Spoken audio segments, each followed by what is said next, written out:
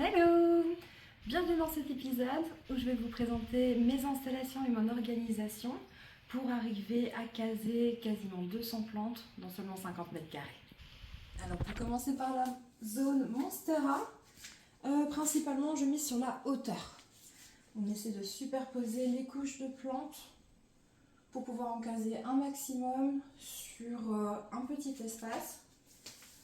On fait des strates avec les plus petites plantes, des moyennes, des plus petites et une très grande ici pour vraiment couvrir quasiment jusqu'au plafond.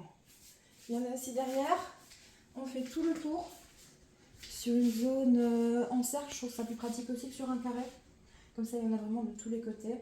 Et on a des petites étagères comme ça, toujours pour monter en hauteur. Pour mon côté philodendron, pareil. On mise sur la hauteur avec une étagère et toutes les plantes qui sont sur tuteur en hauteur aussi. On arrive presque jusqu'au plafond.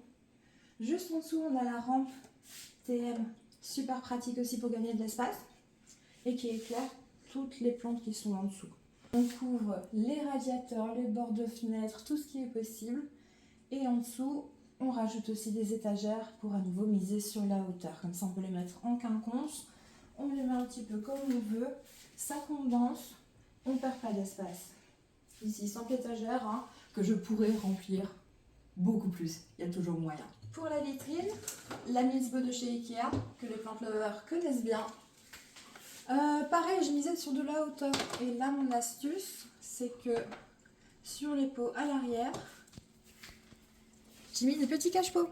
Enfin, des petits pots pour ajouter le double de hauteur, sans mettre de plus grands pots et de plus grandes plantes. Pareil, on fait des strates. Ici en dessous les alocasias, les grandes à l'arrière, les petites à l'avant. Et on a une zone qui n'est pas perdue ici en dessous. On ne peut pas forcément mettre de plantes en valeur, mais où on a du coup des petites boutures. Ici à gauche, c'est l'une des seules lumières, avec ce puits de lumière naturelle qu'il y a dans toute la maison, enfin dans toute la pièce à vivre en tout cas. Tout est condensé ici aussi. On a de la monstera, on a les philodendrons, on a les anthuriums, on a quelques aloes. Et là, ce sont les seuls qui profitent vraiment de lumière naturelle. Sinon, tout est avec des lampes que j'expliquerai aussi en repassant. Juste à côté, on optimise aussi le plafond. Toutes les poutres sont couvertes. Celle-ci, celle-là, celle là-bas, elles sont toutes couvertes de plantes aussi. Pour mettre du macramé, des suspensions en latex ultra cool. Tout ça, on optimise le plafond. Dans cette zone-ci, qui est un coin d'ombre, on n'a vraiment pas beaucoup de lumière naturelle. C'est une jardinière automatique, autonome, avec lumière intégrée directement. On peut la placer partout. On peut la placer dans les toilettes où il n'y a pas du tout de lumière et ça va quand même pousser, c'est absolument génial.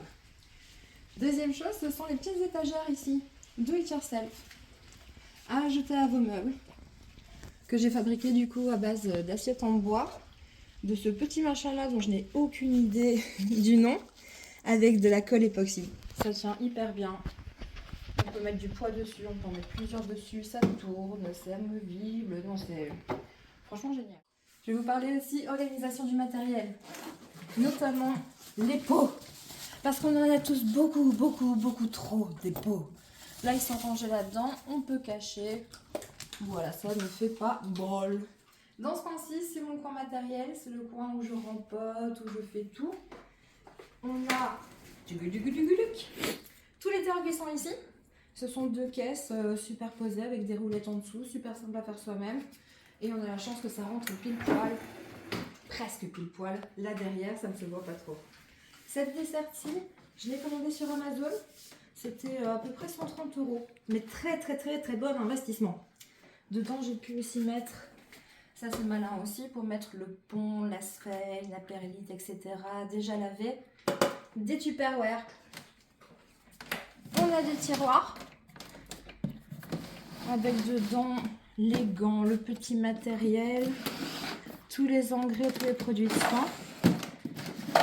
Sur le côté ici, on peut mettre les sprays grâce à ça ici et une petite disserte supplémentaire parce que j'avais pas encore assez de place pour tous mes bols. Ensuite pour les lampes, parce que ça peut prendre aussi énormément de place avec leurs pieds comme ça.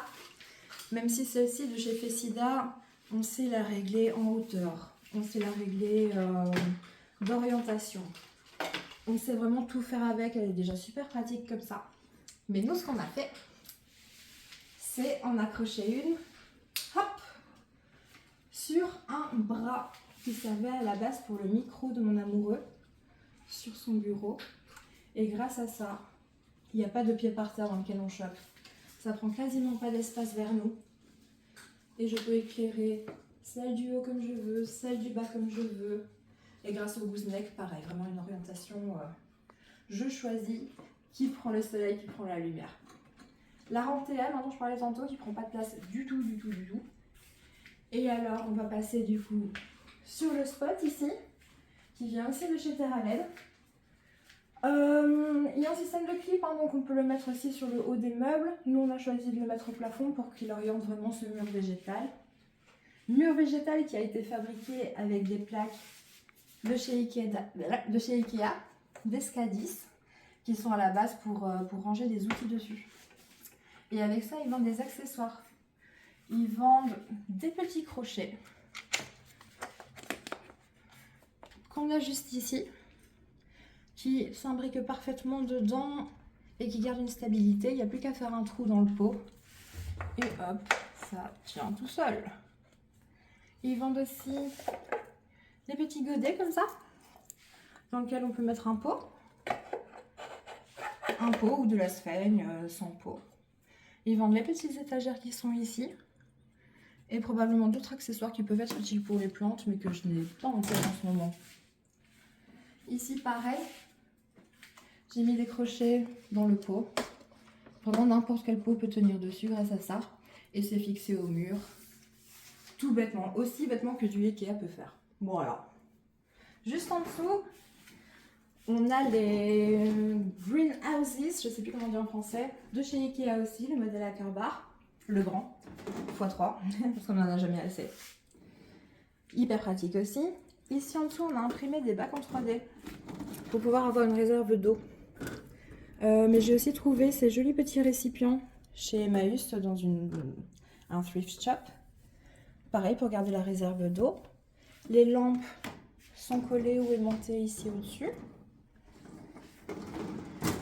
Dans celle-ci, on a d'autres petits détails, comme les étagères comme ça qui sont collées, qui permettent de rajouter des plantes, et les pots avec les ventouses, qui servent pour les aquariums à la base, mais qui moi me servent à mettre de la mousse. On a aussi les présentoirs. Hein. J'ai enlevé celle-ci pour qu'on voit mieux. Les présentoirs qui permettent de surélever et d'organiser les plantes, de les éloigner un petit peu du tapis chauffant aussi si nécessaire.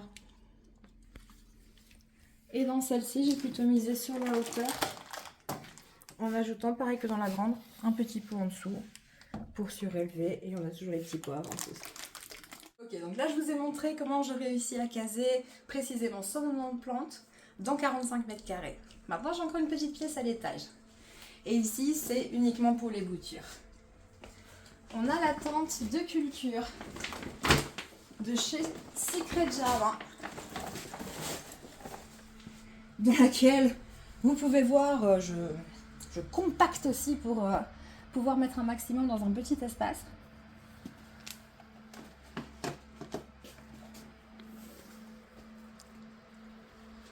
On a ensuite une sphère toute simple mais devant la fenêtre.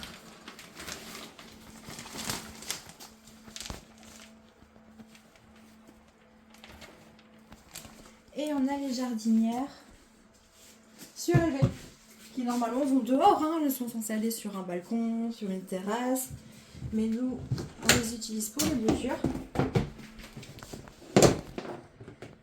avec des petites lampes intégrées du coup.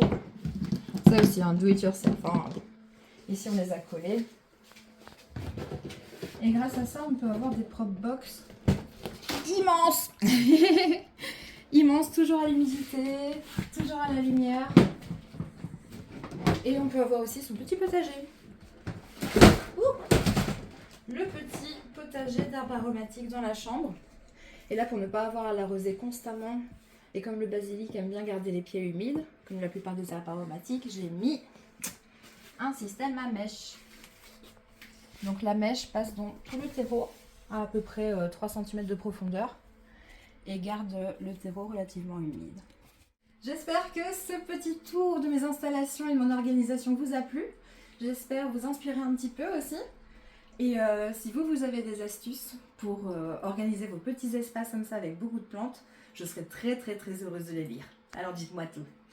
Je vous dis à bientôt. Bye!